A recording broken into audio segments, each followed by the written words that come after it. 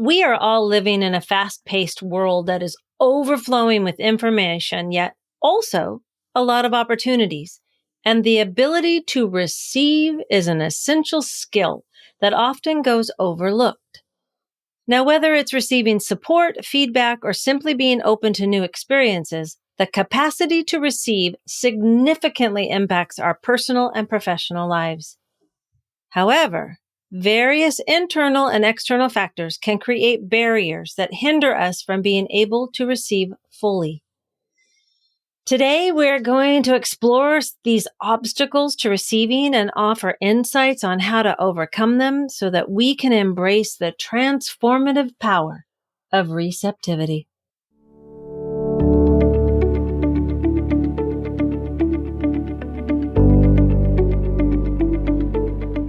Hi, I'm Brenda Reiss, freedom and forgiveness coach, and a person just like you that is learning to navigate life and all of its challenges. I teach a forgiveness process like no other. It's a blend of practical and spiritual forgiveness.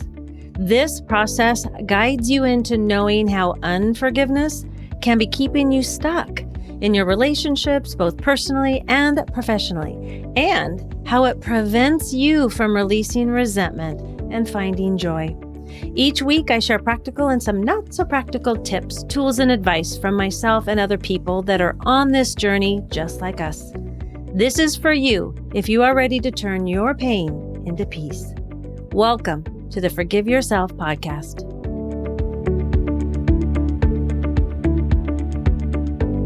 I've been having quite a few conversations with my clients recently about receiving. Now, there is a myriad of reasons that we put up blocks or barriers to receiving, and we've done so for a good reason, and it's mainly to keep ourselves safe. Somewhere, we learned that we need to do it all ourselves because we couldn't count on anyone, or that if someone gives us a compliment, we immediately go to, "Ooh, what do you want from me?" And we learned nothing in this world is free, so therefore we have to struggle and protect ourselves. It's a dog-eat-dog world. Okay, that right there shows my age, right? But these are just a couple feelings and reasons for the barriers that we have created. And so I've come up with 6 barriers or blocks that I'd like to share with you and see if you resonate with any of them. And then we will chat about some solutions or things you can do to guide you through these reasons to help open yourself up and be a little bit more receptive. Keep in mind that opening ourselves up to receive all the goodness is what we are here for. And forgiveness is a way that we can learn to accept this goodness. So here we go. The first one is fear of vulnerability. Now, one of the primary reasons people struggle to receive is the fear of vulnerability. Opening yourself to receive requires letting down defenses and allowing others to see you in a more authentic light. This vulnerability can trigger feelings of discomfort or anxiety, causing you to shy away from seeking help or acknowledging your own needs. Now, overcoming this block involves recognizing that vulnerability is not a weakness, but a sign of strength. Embracing vulnerability can lead to deeper connections and greater personal growth. And here is where I will say that we do need to have a boundary about what we are sharing and who we share it with, because vulnerability doesn't mean you tell all your secrets to everyone. You probably know some people who share everything with everyone, no boundaries at all. They're always asking for advice from you and then from another person and then another person, or they're telling all their stuff whether you asked or not. And it doesn't matter who it is that they're sharing with. That is not true vulnerability. That's called no boundaries. Now, this is where discernment comes in, because discernment is something that we learn as we open up and share vulnerably. So those people that share a lot, they don't have the discernment along with no boundaries. Now, when we are able to uncover our beliefs and patterns that keep us feeling afraid to be vulnerable, it's a life changer in how we feel about ourselves and the ability to let people get to know us and to not be afraid of what any backlash will be by being vulnerable. So here are a couple things to get you started on working through your fear of vulnerability. First, we want to practice gradual exposure. Okay. What I have my clients do is start small by sharing their thoughts and feelings with a trusted friend or a family member. Not anything too deep. Share something that you like about them or yourself, or maybe a hobby you have that you haven't shared with anyone. For me and most of my clients, this is around feelings, starting with sharing how you feel about a relationship or a situation. It can be scary at first, yet when you start small, it builds trust within yourself and you find, you're going to find out that others feel the same way, or they might have a different view of it, which is their vulnerability. Gradually build your comfort level with vulnerability, which can help you become more open to receiving support and understanding, and start small. The second idea is embracing self-compassion. This is where you're going to develop a kind and understanding relationship with yourself. Instead of being harsh and critical, yeah, I see you because I do that too, we can practice changing a few things to start with. So when you look at yourself in the mirror in the morning, because we all do, start by saying, hey, good morning, beautiful, or good morning, handsome. Okay, try that. It's actually kind of fun. And then every time you pass a mirror during the day, you can say, hey, friend, you are amazing. Or, hey, beautiful or handsome, you have done great today. I'm so proud of you. So start with showing kindness to yourself. And I use the mirror. I want to say this because when we, when we look in the mirror, I don't know about you, but there's a lot of negativity that goes on. Something's wrong. The wrinkles, the gray hair, the skin color, something it's not always positive. Sometimes we can have a good hair day, but usually the mind chatter is more negative. So we can start with showing kindness to ourselves. This will provide the emotional safety for you because you're learning to accept yourself. Most of us have never felt accepted before. And that's because we were looking to other people to accept us when they couldn't even accept themselves. So recognize that vulnerability is a natural part of being human and that self-compassion can provide the emotional safety needed to navigate it. So the number 2 block is perfectionism and self-reliance. The desire for perfection and the tendency to rely solely on yourself can also impede receptivity. We often hesitate to seek assistance or guidance because we feel it reflects that we're inadequate, that there's something wrong with us. Studies show that people with perfectionistic tendencies think that if we make a mistake, we are a failure. I felt that. Not only thought that about myself, but I felt that for such a long time, that if I made a mistake, then I was a failure. Now, that, my friend, is just a lie. And if we believe it, it can keep us in a shame loop so that we feel we aren't ever going to be good enough or feel like we're not a failure or get the confidence that we need to know that we aren't a failure. Again, it's a lie that our ego tells us because we learned or made up somewhere back in childhood that we needed to be perfect to be loved. And we also learned the feeling of self-reliance because we didn't have parents or primary caregivers that were able to give us the love and attention that we needed. Or maybe you grew up in a household where addictions and abuse ran rampant and you knew that you needed to figure things out yourself for survival and safety. These feelings and situations have a lasting effect on us until we are ready to look at them and transform them. When we can embrace imperfection, find its roots, and then recognize that everyone has areas to learn and grow, It can help break down this particular barrier, especially when we understand why and what caused us to start utilizing this perfection and self-reliance strategy in the first place. So here are a couple ideas to get you started on working through perfectionism and self-reliance. So ask yourself some questions. These are great for journaling. How far back can you remember having perfectionistic tendencies? What was going on in your life at that time? What is something small that you could start with that is the opposite of what you consider perfect? For me, it was using the phrase done is better than perfect. I painstakingly, excruciatingly would spend hours writing a blog post or an email, changing it, perfecting it, changing the words, and I would get so tired and frustrated. Then that ugly self-talk would start, and then the comparison. Right down the rabbit hole.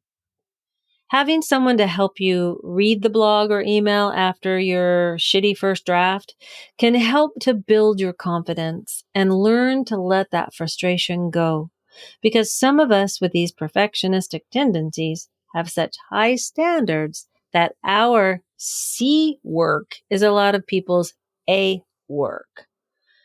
So another thing that we can do is we can set realistic expectations. So we want to challenge the need for perfection by setting achievable goals and recognizing that mistakes are opportunities for growth. This takes practice, though, allowing yourself to make mistakes. So when we allow ourselves to seek help and collaborate with others for ideas, it encourages us to have grace for ourselves and others. So we do want to actively seek feedback from friends or mentors or colleagues. This helps us to understand that we are not alone. It can also give us wisdom on the steps others have taken to break down this barrier. So the number 3 block is negative self-image. Now, a negative self-image can significantly impact your ability to receive, as you can imagine, right? Feeling unworthy or undeserving can prevent us from accepting compliments, support, or the constructive feedback. It's really important to understand that everyone, and I mean everyone, has feelings of unworthiness. It may show up as I don't matter, or I'm not lovable, or I'm not smart enough. It's there, no matter what your background or bank account number. So when did this negative self-image start? For so many of us, it's our younger years, and especially as teenagers. Oh, Lordy. All right, I don't ever want to go back to those years. Weren't they hard? They were hard for me. Cultivating self-compassion and practicing positive self-talk can gradually shift this perception, and it's a perception, of feeling unworthy or undeserving. It's a perception. When you recognize your inherent worthiness and you're open to validation from others, it can foster a healthier self-image and promote a more receptive mindset. So here are a couple ideas to get you started on working through a negative self-image. The first one would be practicing self-affirmations. So when we incorporate positive affirmations into our daily routine, it helps to counter the negative self-talk. And over time, these affirmations can reshape your self-image and bolster your sense of worthiness. But they have to be believable. Not everyone believes in affirmations, yet we live them all the time. Our lives are our affirmations, whether it's negative or positive. It's what we believe. So why not create an intentional affirmation for yourself? Changing the way we think about ourselves is powerful. So some affirmations that I use are I allow myself to love who I am as I am. I am happy, healthy, and whole. My self-worth is solid. and I treat my body with care and love. Now, what I encourage my clients to do in the beginning is to add the word willing to the affirmation, especially if it is something that seems hard, like, really accepting ourselves or loving ourselves because we beat ourselves up for so long. So this is what it would sound like on those affirmations that I just shared with you. So this would be, I am willing to allow myself to love who I am as I am. I am willing to believe that I am happy, healthy, and whole. I am willing to feel that my self-worth is solid. I am willing to treat my body with care and love. So doesn't that feel different to you? Can you feel the difference of I allow myself to love who I am versus I am willing to allow? What it does is it kind of softens the brain so it doesn't come at you and attack you. It's like bullshit. That's not true. Because our brain will do that because, we've kind of nurtured the negative side more than positive. So this allows the brain to go, oh, wait, I don't know what to do with that word willing. So it opens you up. Try it. Let me know what you think about it. Okay, the second one is surround yourself with uplifting people. So I encourage you to surround yourself with individuals who uplift and encourage you. Their positivity and support can gradually chip away at that negative self-image barrier that you've built. Have you heard the saying that you are the sum of the 5 people you're around the most? So take an inventory and see if the individuals you spend the most time with are helping you increase your self-worth and image or decrease it. The number 4 barrier is overwhelm and busyness. Okay, we have a lot of this going on, don't we? These are really big barriers to receiving. Our lives today inundate us with tasks, responsibilities, and distractions, especially when we have multiple devices, right, that are bombarding us with immediate news and information. Constant busyness can create a mental state that is too preoccupied to fully engage in receiving from others. It's kind of like if a pitcher of water is too full and you try to add more, it just pours out, right? Nothing else can come in. Overcoming this barrier involves setting boundaries, prioritizing self-care, and creating moments of stillness for reflection. And as you intentionally make time for receptivity, you will be able to fully absorb and appreciate the value of yourself and then what others have to offer. Making room to receive is huge. I call it capacity. For years, I found myself not having capacity. And I also found myself hiding behind being busy. And then I get overwhelmed and I feel depleted, no capacity for myself or others. Now, granted, I know there's a lot in life that we need to juggle. Yet when we're feeling overwhelmed, it's our body's way of telling us to slow down, pay attention, and take a breath or 5 breaths. When I feel overwhelmed and drained and frantic and my anxiety is high, that's my body's way of saying, Brenda, stop. My friend, we have a choice. We do not have to be as busy as we are. So why do we allow it? And is it something that everyone understands? Yes, it is. Because you can say, oh, I couldn't do that because I'm busy, or, oh, I'm busy. And they're, oh, yeah, I get it. Okay. It's like it's a collective energy. It's like it's got momentum, like that snowball coming down the hill. What I've learned about me, and I find with my clients, is that we hide behind our busyness because we don't want to look at what is causing the emotional discomfort. Or we hide behind the busy because we actually really don't want to change. So here are a couple of things to get you started on working through overwhelm and busyness. The first one is a tangible thing that you can do is to create a well-structured routine. Now, this is where you develop a daily routine that includes a designated time, right? For self-care, relaxation, work, time with friends and family. And don't forget yourself, right? Having a clear schedule can help you manage overwhelm and make space for receiving. Because when we have too many things on our plate and we're keeping it all in our head, we can't prioritize.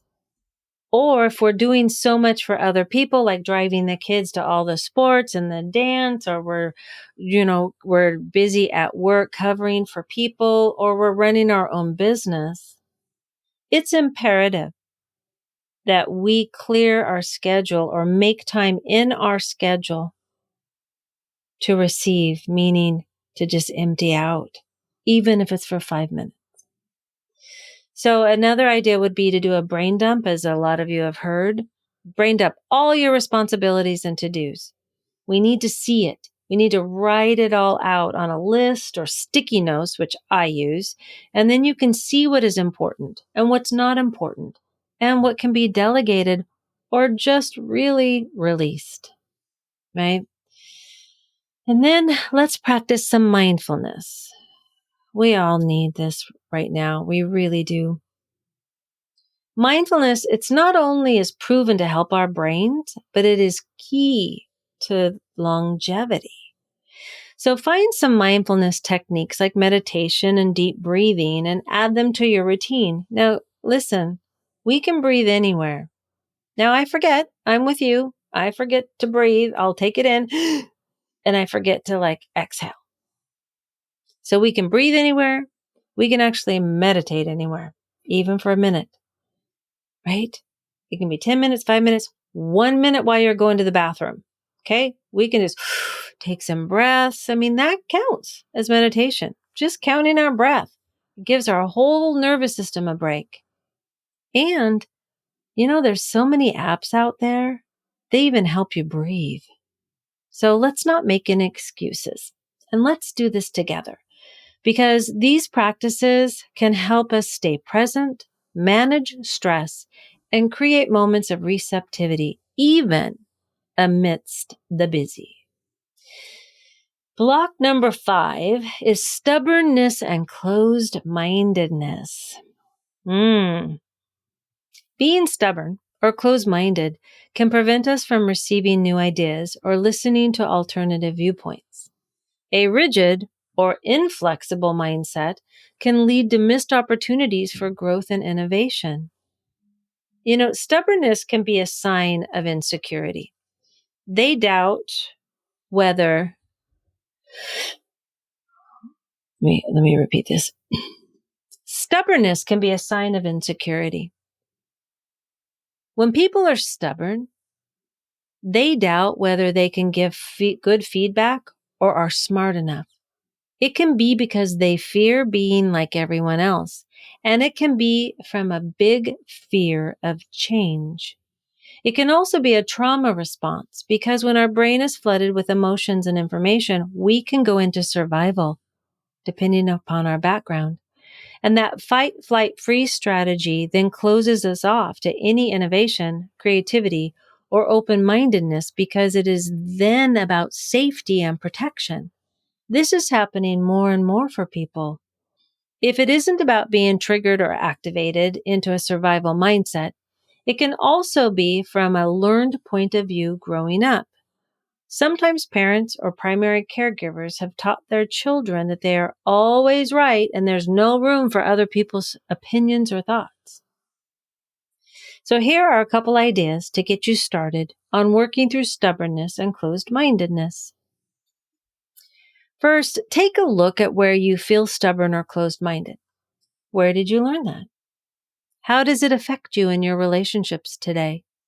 And then ask yourself, is that how you want to be in life? When you are with others, you can practice active listening, asking questions and being engaged in how they think and feel about ideas, right? It helps you get out of your own head. You can also adopt a growth mindset by being willing to learn from your mistakes and find value in constructive criticism and not take it as a fault of yours. You can be willing to ask questions and admit when you do not know something. That's how I started.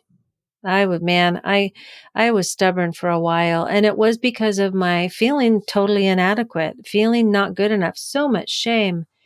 And so that's how I started, just admitting I don't know.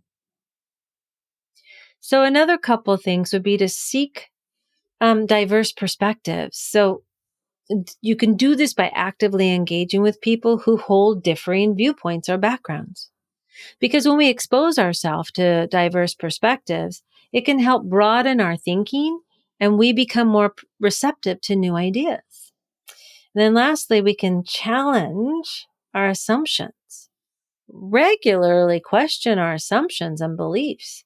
This encourages you to approach situations with an open mind and consider alternative solutions. Learning to be open to new perspectives encourages a continuous exchange of ideas, and this leads to personal and professional enrichment.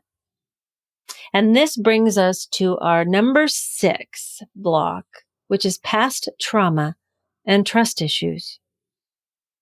Past experiences of betrayal, disappointment, or trauma can have us build emotional walls that hinder receptivity.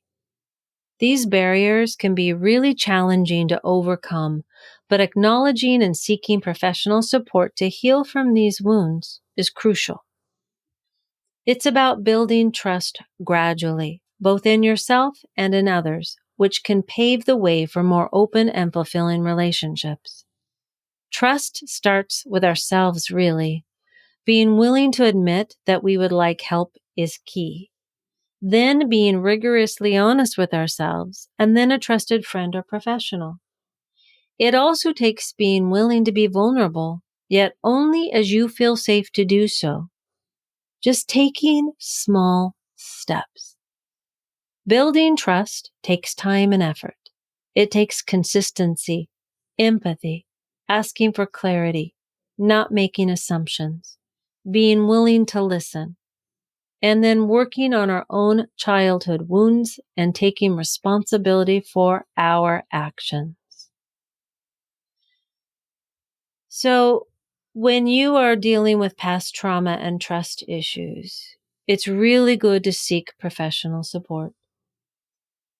Please consult with a therapist or counselor to address past traumas and work on rebuilding trust. Professional guidance can provide you with coping strategies and tools to navigate this barrier. And you want to gradually build trust. Start by trusting in small steps and gradually work your way to trusting more significant commitments or relationships. Consistent positive experiences can help rebuild trust over time. So, I'd like to share some thoughts. And that is the art of receiving is a multifaceted skill that requires introspection, it requires courage, and it requires a willingness to grow. And as we discover and uncover these barriers that hinder our receptivity, you and I, together, can unlock new levels of personal development, creativity, and connection. By embracing vulnerability, letting go of perfectionism, fostering a positive self-image, managing overwhelm, opening our mind, and healing from past wounds all contribute to a more receptive way of living. As we learn to receive gracefully, we empower ourselves to lead more enriched, interconnected, and fulfilling lives.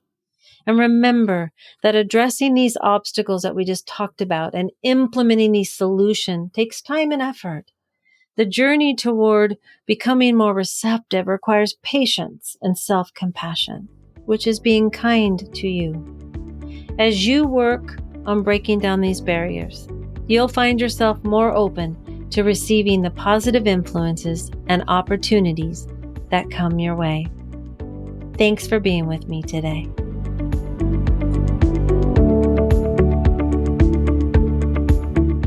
Thank you so much for listening today. I hope you enjoyed this episode.